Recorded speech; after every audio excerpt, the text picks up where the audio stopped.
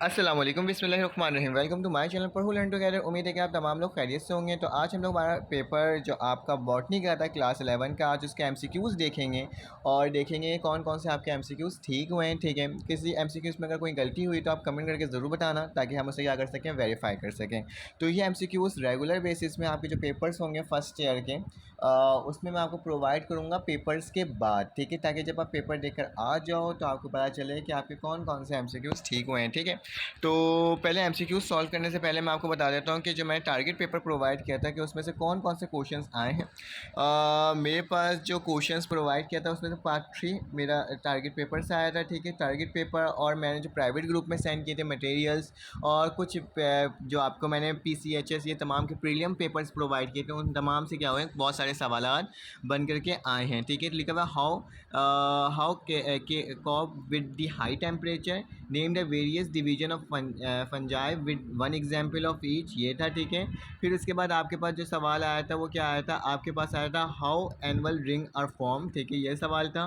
Name the various group of plan on the basis of osmotic adjustment, ये वाला सवाल भी मैंने प्रोवाइड किया था। Mention the role of apical, ठीक है, ये वाला सवाल भी मैंने आपको प्रोवाइड किया था। Explain the movement of mechanism of cilia and flagella, ठीक है, ये सवाल भी मौजूद था आपके उसमें।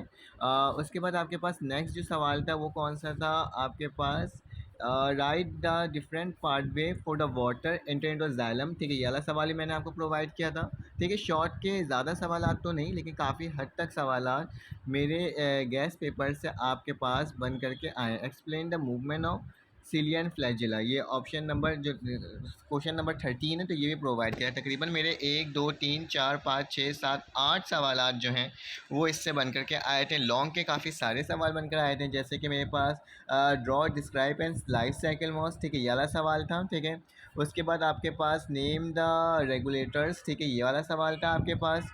आपके पास क्वेश्चन नंबर 6 भी था जो मैंने आपको प्रोवाइड किया था, explain the chemical composition of plasma membrane, तो ये वाला सवाल भी था। तकरीबन मेरे पास लॉन्ग में से 5 सवालात में से 4 सवालात जो मैंने आपको प्रोवाइड किया था उसमें से आया और शॉर्ट में भी आया। तकरीबन कहा जा सकता है कि आपके पास 75 to 80% आपके क्या थे, आपके टारगेट पेपर से क्वेश्चंस बनकर आए जो मैंने आपको प्रोवाइड किया था। चलें आ जाए एमसीक्यू सॉल्व कर लेंगे। थोड़ा सा ब्लर पिक्चर है लेकिन मैं कोशिश करूँगा कि आपको ऑप्शन वाइज ही बता दूँ ताकि आपके पास तो पेपर मौजूद होगा और आप उससे देख करके आराम से क्या कर सकते हो, टिक लगा सकते हो। लिखा हुआ है हमारे पास, क्या लिखा हुआ है सवाल में, cell organelle concerned for each from the given concerned with the detoxification of alcohol. ठीक है, थोड़ा सा ब्लर है, नज़र नहीं आ रहा लेकिन फिर भी मैं आपको बता देता हूँ। ऑप्शन नंबर सी जो है इसका क्या है, वो करेक्ट है। ठीक है, उसके बाद नेक्स्ट एमसीक्यू है आपके पास, the capacity of a living system to loss of water, तो इसमें आ जाएगा हमारे पास वाटर पोटेंशियल। क्या होगा, water potential is a correct option.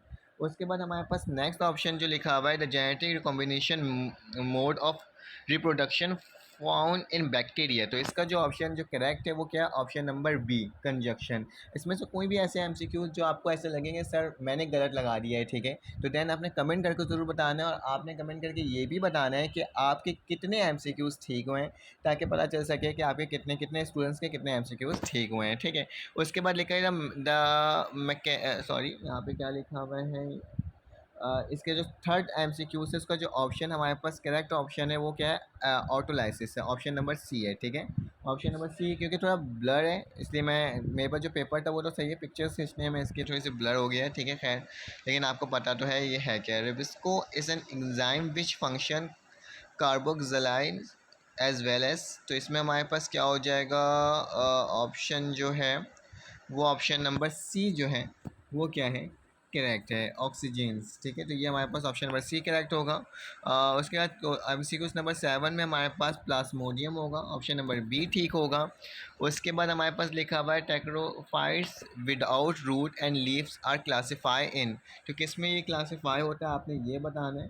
तो ऑप्शन नंबर जो ए है हमारे पास वो करेक्ट है। ठीक है, उसके बाद लिखा हुआ है the clarity of image is known as, किसको बोलते हैं, मैग्नीफिकेशन को कहते हैं, कंट्रास्ट को कहते हैं, रेजोल्यूशन को कहते हैं। तो हमारे पास जो इसका करेक्ट ऑप्शन है वो क्या है, रेजोल्यूशन है, option number C is the correct option. उसके बाद लिखा हुआ है the infection structure smaller than virus such having single standard RNA are तो इसमें क्या होगा, हमारे पास ऑप्शन नंबर ए जो है वो क्या होगा, करेक्ट होगा। ठीक है, MCQs नंबर 10।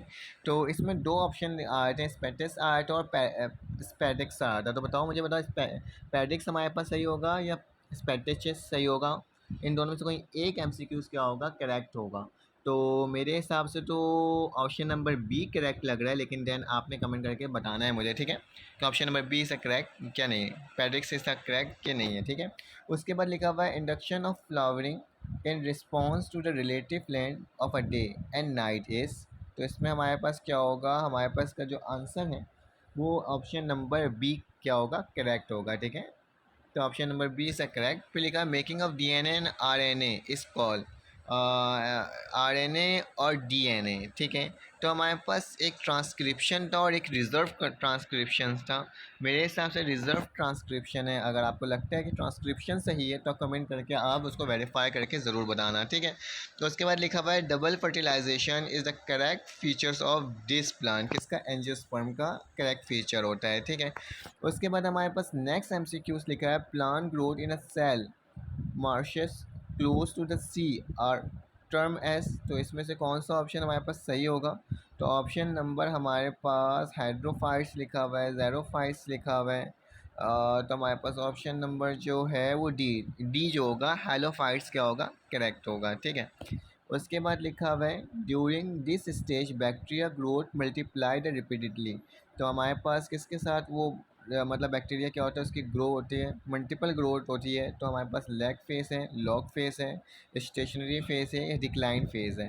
तो हमारे पास जो ऑप्शन करेक्ट है वो है हमारे पास लॉग फेस है। ठीक है, तो लॉग फेस मतलब ऑप्शन नंबर बी जो है वो करेक्ट है। ठीक है, उसके बाद लिखा हुआ है फर्टिलाइजेशन इन, तो इस बारे में हमारे पास ऑप्शन जो होगा, ऑप्शन नंबर रूट लिखा हुआ है, पोलन ट्यूब लिखा हुआ है, स्टाइल लिखा हुआ है, सिग्मा लिखा हुआ है। तो ऑप्शन नंबर हमारे पास बी से करेक्ट ऑप्शन। ठीक है, तो MCQs नंबर जो आपके पास 14 के बाद 15 16 MCQs था, उसका ऑप्शन नंबर बी क्या है, करेक्ट है। The Karni virus plant grow in habit with low content of this element. तो इसमें से जो ऑप्शन जो करेक्ट होगा, देखो इसमें ना हमारे पास नाइट्रोजन और फोस्फोरस दोनों था। ठीक है, मेरे हिसाब से फोस्फोरस हो रहा है। ठीक है, और नाइट्रोजन भी होता है ग्रोथ करने के लिए। तो अगर आप में से इसमें से लगता है कि नाइट्रोजन है तो आपने क्या बताना है, आपने पूरा मतलब वेरिफिकेशन देकर बताना है। ठीक है, fungi is an which sexual reproduction is absent. तो इसमें से कौन सा होता है हमारे पास एब्सेंट फंजाई के अंदर? तो ऑप्शन नंबर जो हमारे पास सी है वो क्या है, करेक्ट है। ठीक है, तो ये तमाम जो मैंने MCQs आपको बताएं वो इंशाल्लाह करेक्ट है। ठीक है, और इसको चेकआउट कर लेना, देख लेना कि कौन से ठीक हैं कौन से नहीं है, कमेंट करके ज़रूर बताना। तो अगर आपको मेरी ये वीडियो अच्छी लगी तो आप सब्सक्राइब ज़रूर कर देना बाकी सब्जेक्ट्स के MCQs के लिए। तो अपना ख्याल रखना, अपने इर्द गिर्द का ख्याल रखना, दुआओं में याद रखना। फिर आपसे मुलाकात होगी एक न्यू वीडियो में। अल्लाह हाफ़िज़।